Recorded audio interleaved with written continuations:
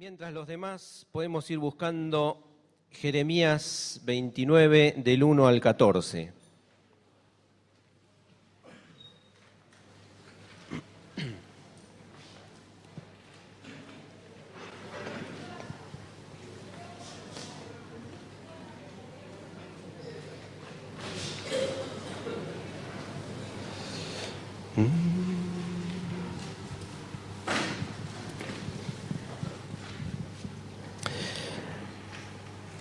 Cuando la semana pasada, el sábado pasado, José me habló de compartir la palabra hoy, había pensado en un primer momento seguir hablando acerca del tema que venía tratando últimamente, de todo lo que tiene que ver con la vida comunitaria, de tener la mente de Jesús. Los que escucharon la última vez se acuerdan que había comentado acerca de seguir hablando acerca de la confianza, de la generosidad. Pero durante el transcurso de esta semana me pasaron algunas cosas, ¿no? Entre ellas que cumplí años el martes y justo el día lunes, no era para que me cante feliz cumpleaños, ¿no? Justo el día lunes, la situación económica, social que estamos viviendo me golpeó de cerca, ¿no? No es que me haya quedado sin trabajo ni nada de eso, ¿no? Pero viendo un poco las cosas que estaban pasando en el lugar donde trabajo, ¿no? Que bajó mucho la demanda de trabajo, en particular la tarea que yo hago es el inicio de las otras actividades, ¿no? Siempre todo arranca, yo hago el cálculo de las estructuras y ahí hacemos estructura, o sea que si no hay un cálculo no se avanza. Y si no ingresan cálculos, hay que preocuparse, porque quiere decir que está, bueno, pasó un poco eso, ¿no? Empezó a bajar el nivel de ingresos de estas cosas, ¿no? De estas tareas. Yo tengo 2 personas a cargo mío, así que le fui tirando tareas para que hagan ellos, y yo le digo ahí al gerente, le digo, mirá, el lunes a la mañana, le digo, mirá, ya le repartí todo entre ellos 2, digo, listo, buen fin de semana. Digo, ya no tengo más nada que hacer. Así que bueno, empecé a buscarme tareas, a investigar y a hacer ese tipo de cosas, pero la cabeza me empezó a trabajar, ¿no? Digo, ¿y ahora? Y el martes, el miércoles, el jueves, el viernes y la semana que viene, el mes que viene, ¿cómo continuamos? Y le voy a ser sincero, yo confío en el Señor, tengo fe, he sido redimido por la sangre de Cristo, conozco todas las promesas que conocemos todos, no soy nuevo en esto, pero me preocupé por cómo seguir con la vida, ¿no? Y me preocupé, me fui a mi casa cargado. El lunes a la mañana, el día de mi cumpleaños, leo, el martes, perdón, bueno, esto de cumplir años también nos hace más viejos y hay cosas que empiezan a pasarnos también, ¿no?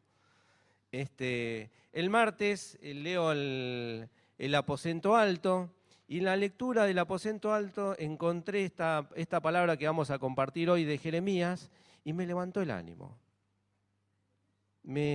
Me hizo acordar de que Dios finalmente está atrás de todas las cosas.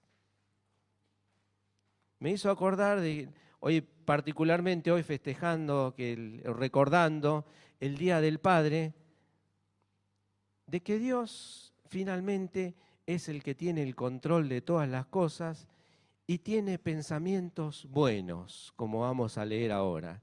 Tiene pensamientos de bondad, de prosperidad. Quizá no la prosperidad que nosotros nos imaginamos o que nosotros deseamos. Nosotros al hablar de prosperidad estamos pensando en vivir, ¿no? En tener todas las necesidades básicas satisfechas, en vivir cómodos, tener un poco de más, si es posible que podamos tener cable, que podamos salir de vacaciones, bueno, ¿no? Pero la prosperidad de parte que Dios ve tiene no necesariamente estos mismos matices, ¿no? No siempre coincidimos con Dios. Pero a mi espíritu, a mi alma atribulada, le hizo bien me levantó la fe, volví a mirar claramente después de leer lo que Dios decía. Y me pareció bien, José, cambiar el mensaje, me pareció bien compartirlo con todos, lo que Dios está haciendo. Jeremías 29, del 1 al 14. Voy a hacer una breve introducción a todo esto, para que nos ubiquemos históricamente y también en la situación, una situación muy similar a la que hoy estamos viviendo.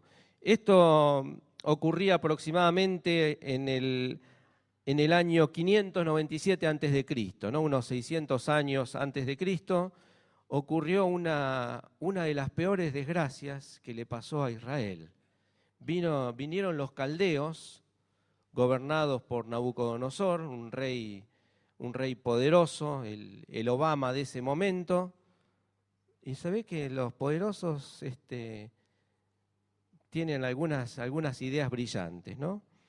Y dice que Nabucodonosor ya venía con ganas de... Israel era un lugar, se ve que era estratégico, era deseado por los enemigos, a pesar de que era un reino chico, en comparación con los reinos, con los imperios de ese momento. Israel, si bien es cierto, en la época del mayor esplendor de David y Salomón era invencible, pero era chiquito. No tenía ni un gran tamaño geográficamente, ni una gran población. Los grandes eran los de alrededor, y siempre se ve que le tenían ganas, ¿no? a meter la mano, a quedarse con las cosas de Israel. Finalmente, en el año 597 a.C., Nabucodonosor lo consigue. Dice que se llevó, la Escritura nos dice que se llevó lo más selecto de la población. Acá en el versículo 1 y 2 lo cuenta un poco. Dice, texto de la carta que el profeta Jeremías envió desde Jerusalén al resto, yo lo estoy leyendo de la Biblia textual, al resto de los ancianos, a los sacerdotes y profetas y al pueblo, deportados de Jerusalén a Babilonia por Nabucodonosor. Fue después que hubieron salido de Jerusalén el rey Jeconías, o Sedequías, dicen otras versiones, la reina madre, los eunucos y los príncipes de Judá con los artesanos y herreros de Jerusalén. Es decir que Nabucodonosor conquistó la ciudad, le destrozó el ejército, después vamos a ver que pasó por espada unos cuantos, se llevó lo que quedaba de la familia real. Ya antes al rey, cuando conquistó la ciudad, le degolló los hijos delante de él, dice que le sacó los ojos también a este Sedequías. Se llevó la servidumbre del palacio, los profesionales, los que tenían oficio, los que tenían instrucción. Y previamente, como les conté, había matado a los principales oficiales del ejército y a los ministros destacados de la corte, es decir, descabezó la nación. Parecía el fin de Israel como nación. El enemigo había quitado de en medio a los que tenían la capacidad de organizar y de poner en marcha el Estado, y habían quedado los campesinos y los pobres. Y al decir campesinos no estoy hablando no lo digo de una manera peyorativa, sino que en ese tiempo se entendían las personas así simples que no tenían instrucción, ¿no? Que vivían del trabajo de sus manos, pero eran económicamente pobres, no tenían la capacidad económica de comprar o de sembrar más allá de sus posibilidades. Estaban limitados, y habían quedado los otros que ni siquiera eso tenían, los enfermos seguramente. O sea que se llevó lo mejorcito y dejó lo que no le servía a merced de los enemigos. Lo descabezó la nación. O sea que imagínense una situación triste del pueblo de Dios, de los elegidos, de los que habían vivido una época de esplendor, de los que habían sido invencibles, de los que tenían promesas del Señor de que siempre les iba a ir bien. Claro, se olvidaban de la otra parte de las advertencias de Dios. Y en este contexto, aparece, o ya venía actuando el profeta Jeremías, que era un hombre popular, pero era resistido y maltratado en los círculos de ese poder, del poder de ese momento. Y Jeremías les escribe una carta a los que estaban siendo deportados, a los que estaban siendo llevados contra su voluntad a Babilonia. Y los deportados, como les decía recién, pertenecían a la clase alta gobernante. Es decir, que estaban políticamente enfrentados con el profeta, ¿no? Y encima el profeta era un opositor molesto, ya que condenaba el estilo de vida y las costumbres que llevaba esta gente. O sea que imagínense en toda esta pena, en toda esta frustración que llevaban estas personas encima, y tenían que hacer caminando el recorrido hasta Babilonia, que eran varios, si no me acuerdo la distancia, pero serían creo que miles de kilómetros, o sea, tardarían meses en llegar hasta el lugar donde finalmente los iban a establecer. Una cultura totalmente extraña, un idioma que no conocían, personas que no los iban a tratar como la élite de la tierra, como el pueblo escogido de Dios, ni sabían quién era Dios, o sea, no se les presentaba un panorama nada halagador. Y para mejorar la cosa reciben una carta de Jeremías, ¿no? Alguien que seguramente era una de las últimas personas que deseaban ver. Jeremías, incluso por esta misión que tenía, por esta función que tenía de opositor, había terminado preso y tirado en una cisterna. Dice como ya no lo querían ver más, el rey lo defendía. El rey no era un hombre, era un hombre pusilánime, ¿no? Si tenía temor de lo que decía Jeremías, le quería creer, pero no tenía el poder ni el valor para enfrentarse con el resto del gobierno, con los ministros y los que tomaban decisión y los pesos pesados. Entonces, en un momento, cuando estaban asediados, que la cosa estaba muy fea, aparece Jeremías y les dicen: miren que el Señor va a entregar esto. Vamos a caer, así que mejor tomemos las cosas como están viniendo de parte de Dios, entreguémonos a los caldeos. Al rey incluso le aconseja: mejor entregate, deja que pase lo que tiene que pasar y vas a salvar tu vida y te va a ir bien. Y cuando escucharon esto, imagínense los generales, a un general hablarle de que se rinda, un hombre que se preparó toda su vida para la guerra, que le enseñaron retroceder nunca, rendirse jamás, ¿no?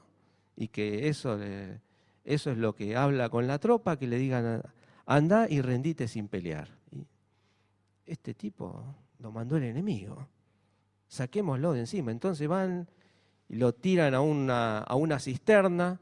La cisterna era el pozo que se hacía para juntar el agua, y tuvo la suerte Jeremías de que en ese momento no había agua, quedaba el barro, pero quedó tirado en el medio del barro, ¿no? Después vinieron, lo rescataron, pero bueno, no la pasaba bien precisamente el profeta. Y este mismo muchacho viene y les escribe esta nota, ¿no? A esta gente que estaban siendo llevados como cautivos. Ahora bien, si es cierto que no la estaban pasando bien los cautivos, que estaban confundidos, que estaban sufriendo, en su ánimo todavía no habían tocado fondo. Creían que se trataba de un mal sueño y que las cosas volverían a ser como antes. Esperaban, se ve, ahora que estamos en un mes de fútbol, esperaban en el gol ese del último minuto, ¿no? En que ayer estaba mirando el partido de Inglaterra con Italia y me alegró que ganara Italia, ¿no? Pero tenía ganas, los ingleses tanto que atacaban, bueno, por lo menos en el último minuto se les da, ¿no? Y se ve que esta gente venían también con veían las cosas que estaban pasando, pero decían, no, esto no es así. Esto no puede ser. En cualquier momento salimos de esta. Y muestra, y acá me quiero detener un poco, muestra el estado no solamente espiritual, sino de confusión de los pensamientos y de interpretación de la realidad que tenían.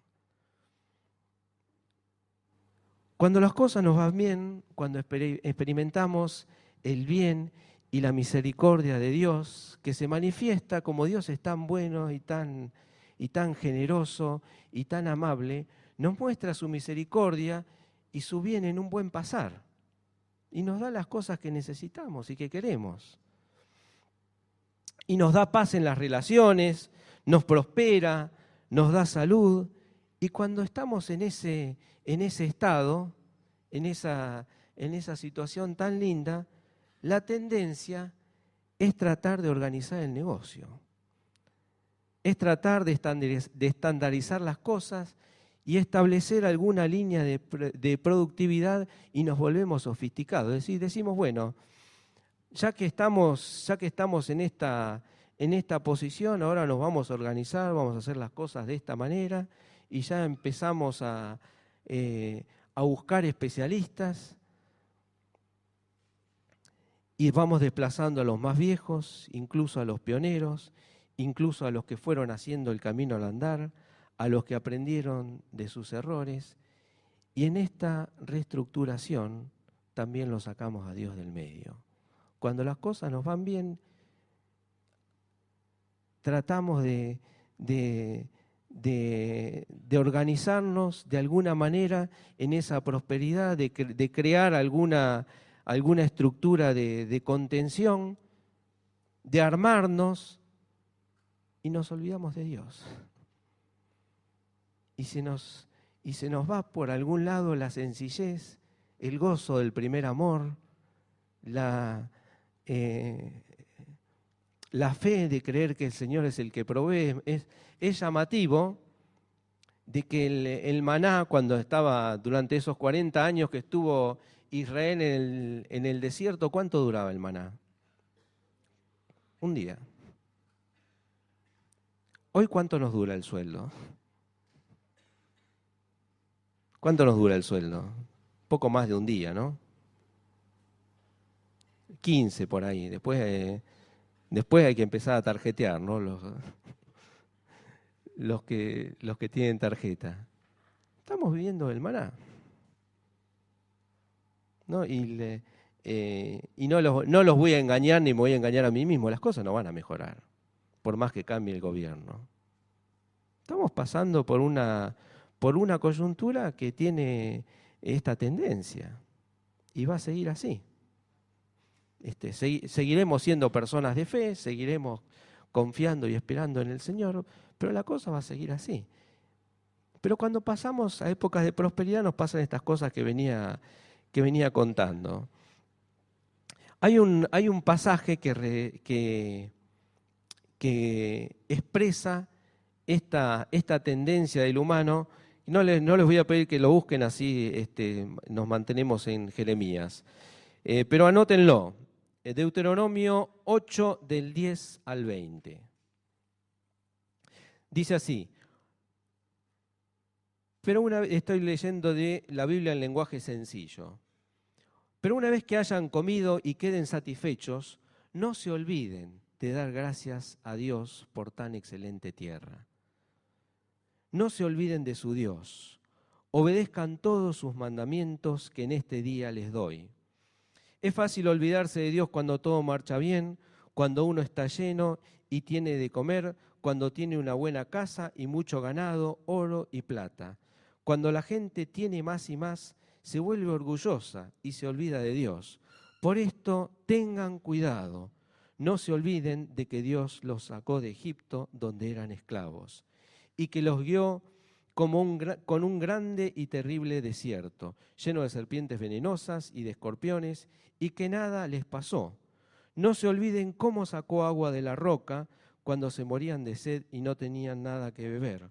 No se olviden tampoco que en pleno desierto les dio de comer pan del cielo, un alimento que sus antepasados no conocieron. Tengan presente que Dios les envió todas estas pruebas para bien de ustedes.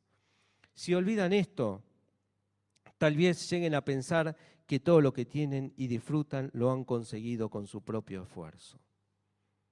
Si en las épocas buenas nos olvidamos, perdemos la memoria de todo lo que hemos pasado, de dónde salimos y lo que es más importante, de hacia dónde vamos, lo estamos borrando a Dios del medio.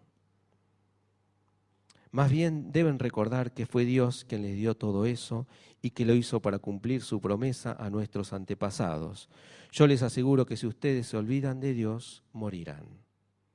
Si son desobedientes, Dios los destruirá, así como va a destruir a los pueblos que ustedes enfrenten.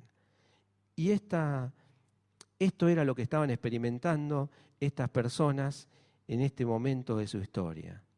Estaban cosechando el fruto de haberlo sacado a Dios del medio, de haberse vuelto sofisticados, de haber pensado que a ellos nunca les iba a pasar. ¿No te pasó eso? ¿No te diste un poco de rienda diciendo, bueno, me permito esto, total puedo volver rápido, total a mí nunca me va a pasar tal cosa, nunca? Y de repente se encontraron con que lo que no les podía llegar a ocurrir, ocurrió. Pero así y todo, tampoco creían que era real. Porque la soberbia de creernos los mejores nos impide ver la realidad tal como es. Cuando llegamos a creernos los mejores, no vemos cómo es la realidad. Y como consecuencia, terminamos en una mala interpretación grosera de los hechos evidentes, incluso de las Escrituras. Esta gente, con todo lo que estaba pasando, era incapaz de ver que el resto de su vida lo iban a pasar en la cautividad. Porque Dios había dicho previamente que ¿cuántos años iban a estar cautivos? 70. Y el promedio de vida en ese momento no era muy alto. Incluso yo cumplí 47. Si me dice vas a estar 70 años preso, bueno, ya está. Hago el testamento ahora. No, 70 años es toda la vida. Los que iban yendo hacia la cautividad no iban a volver jamás a Jerusalén. Y no caían en eso. Pensaban que en cualquier momento aparecía el ángel, ¿no? Venía Elías con el carro de fuego y Dios les dice, ¿qué les dice? Versículo 4. Así dice Jehová, dice Yahvé Sebaot, Dios de Israel. Estoy volviendo a Jeremías, ¿no? 29:4. A todos los cautivos. Dice el Señor que le dice esto a todos los cautivos que yo hice deportar de Jerusalén a Babilonia. ¿Por qué pasó esto que ocurrió? ¿Quién lo hizo? Dios. ¿Quién está permitiendo que pasemos la situación que estamos pasando como nación? ¿Quién lo está haciendo? Dios. Si lo bajamos al plano personal de cada uno, las cosas que te están pasando, ¿quién las está permitiendo? Dios.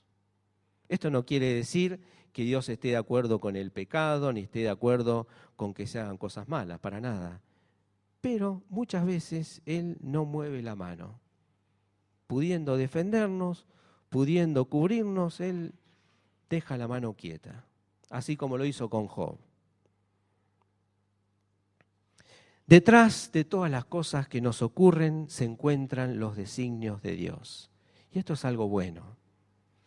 No hay suerte ni desgracia, hay plan de Dios. Detrás de todo lo que nos pasa está la mano de Dios, está el designio, el pensamiento, la voluntad de Dios.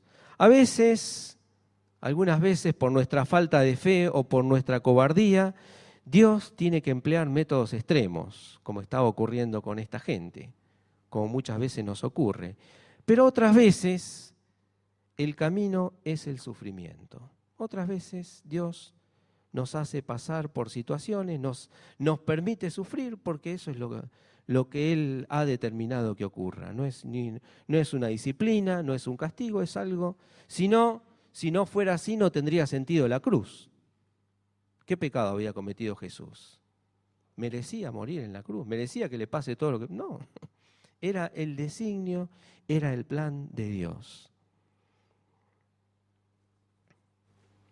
Y a estas personas que estaban confundidas, desposeídas, Dios les dice que las cosas no van a mejorar, que no va a haber milagro, como ellos están pensando, que no va a haber gol de último momento, que el partido va a terminar encima con unos cuantos goles más encima, que se van en la primera ronda. La vida va a seguir con el curso que ha tomado, pero todo está dentro de sus planes. Dejemos de pelear con la realidad y aceptemos las cosas como son. Si Dios está atrás de todo, dejemos de pelear con Dios. Dejemos de resistirnos a lo que nos está tocando vivir. Esto no quiere decir que nos acostumbremos al mal ni que hagamos la vista gorda con el pecado. No tiene nada que ver con esto. Ni quiere decir tampoco que desechemos los anhelos profundos. En lo que tiene que ser cambiado o corregido, ahí no podemos ser irresponsables. Se trata más bien de revisar nuestros puntos de vista acerca de las cosas secundarias.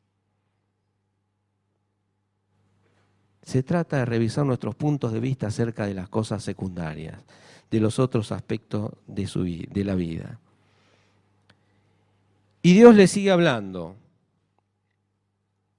Y les pide, versículos 5 al 7, que se adapten a esta nueva realidad que les va a tocar dentro de poco.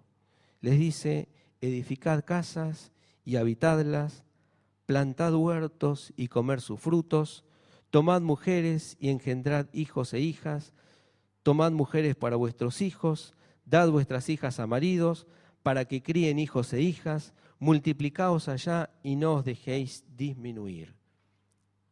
Y les dice algo más, que para ellos les habrá hecho un ruido desagradable en los oídos. Versículo 7. Procurad la paz de la ciudad a la cual os hice transportar y rogad por ella a Dios, porque en la paz de ella tendréis vosotros paz. Podemos pasar el trago amargo con esperanza o con pena. La diferencia está en la actitud que tomamos. Cuando aceptamos la voluntad de Dios, el segundo paso es descubrir lo que tenemos que hacer. ¿No? Primero Dios les dice, esto que les está pasando, estoy yo atrás, yo lo hice, yo permití que les pase esto. Y ahora les digo lo que tienen que hacer.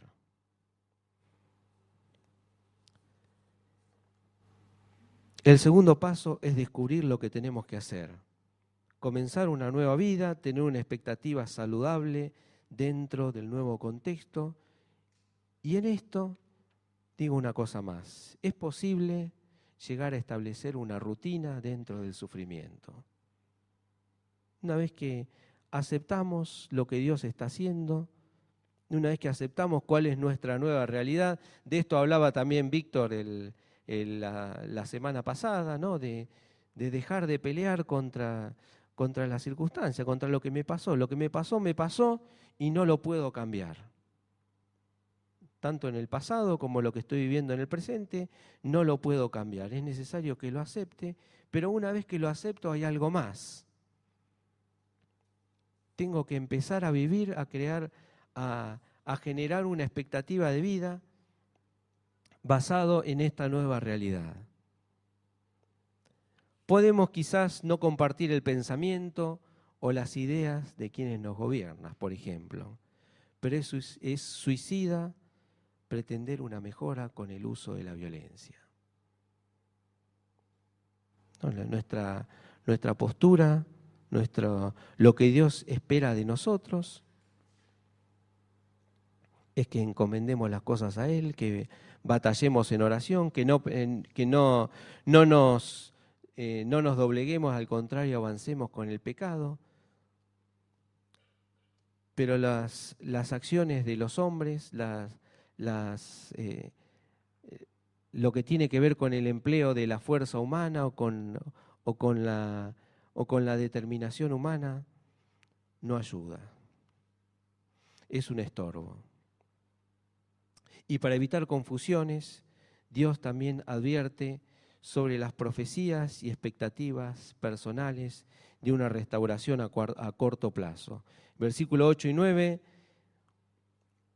sigue hablando el Señor y dice: no os engañen vuestros profetas y adivinos que viven entre vosotros, ni atendáis a los sueños que vosotros mismos soñáis, porque os profetizan engañosamente en mi nombre, y yo no los he enviado, dice el Señor.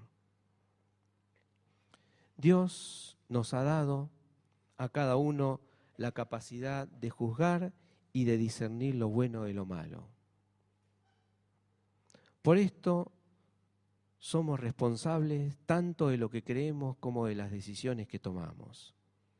Y cuando hay una advertencia, nadie puede argumentar que fue engañado. Cuando Dios me dice, no hagas esto,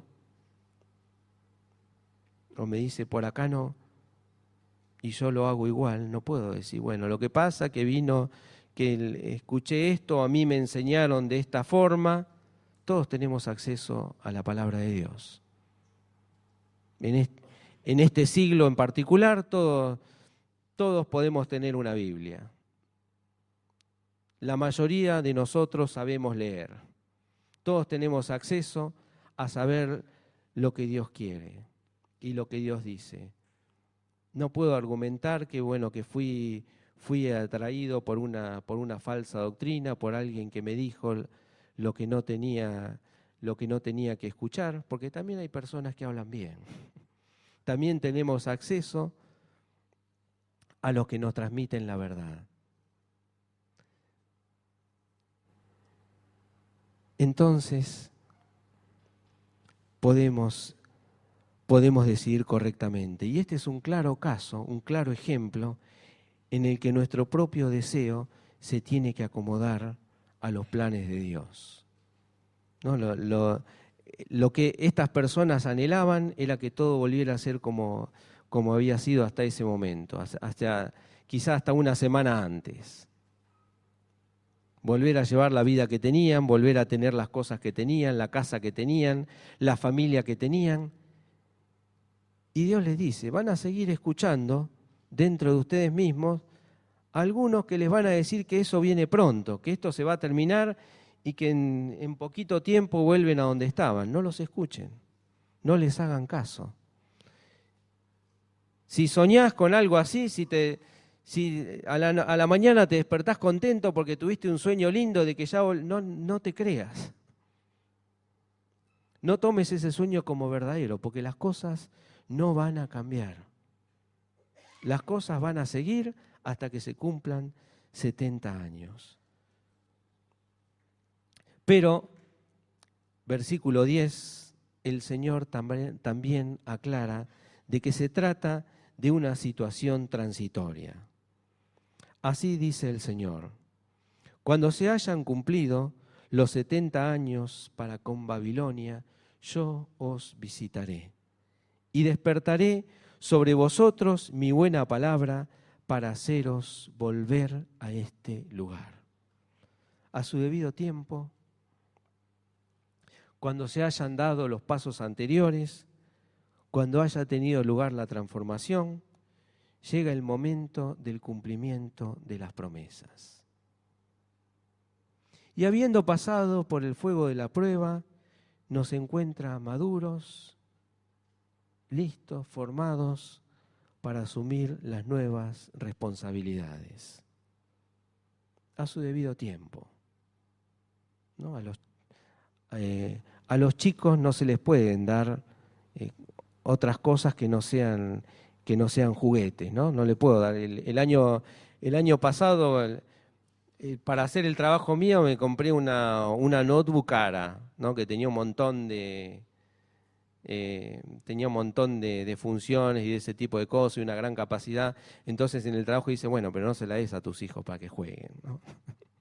En el sentido, uno tiene que ser responsable. Mis hijos igual la usan, de todos modos. No, pero digo, cuando nos llegan las responsabilidades, lo que estoy diciendo es esto, tenemos que estar preparados para asumirlas. Y este tiempo de preparación, esta escuela de preparación, son todos estos pasos previos que venía describiendo anteriormente. De formación, de templanza del carácter, de saber discernir por mí mismo. Dios quiere que cada uno sepa discernir por sí mismo lo bueno de lo malo. Porque ante las decisiones difíciles, ante las decisiones que te van a definir en la vida, que van a tener consecuencias para el resto, para los días que viene, estás solo. Esas decisiones uno las toma en la soledad. Entonces, sos vos el que tiene que tener la capacidad de discernir lo bueno de lo malo, lo que conviene de lo que no conviene. Por más que tomes consejo, por más que consultes a quien tengas que consultar, la respuesta final es tuya. Y no puedes decir, lo que pasa es que a mí me aconsejaron mal. Dios te dice, bueno, pero sos vos el que decide. Entonces, cuando nos llega la responsabilidad, nos encuentra preparados. Y Dios termina diciendo, esto es lo que leí y me levantó el ánimo, ¿no? Esta última parte. Versículo 11 al 14. Porque yo conozco mis designios sobre vosotros, dice el Señor. Designios de bienestar y no de desgracia, de daros un porvenir y una esperanza. Entonces me invocaréis y vendréis y oraréis a mí y yo os escucharé. Me buscaréis y me hallaréis, porque me buscaréis de todo vuestro corazón. Para hallar al Señor hay que buscarlo, pero hay que buscarlo con una actitud. Hay que buscarlo con algo, con una ansia de encontrarlo. Y dice, me van a buscar de todo corazón. Y esto habla de este estado de madurez, de entendimiento, de buena memoria del que estábamos hablando antes. Sí, versículo 14, yo seré hallado por vosotros, dice el Señor, y haré volver vuestra cautividad y os reuniré de todas las naciones y de todos los lugares a donde os había arrojado, dice el Señor, y os haré volver al lugar de donde hice que os llevaran en cautividad. Las cosas van a terminar bien. La buena noticia es que las cosas van a terminar bien. La buena noticia es que el Señor nos va a seguir guardando. Es que el Señor tiene planes buenos. Es que el Señor piensa lo mejor. Quizás no nos toque ver el bien en un sentido material, pero sí podemos transmitir la visión correcta a nuestros hijos. Sí podemos sembrarle lo que está bien, la esperanza, la realidad, la certeza de que lo que Dios dijo se va a cumplir. Sí podemos sembrar fe, sí necesitamos sembrar fe. Amén.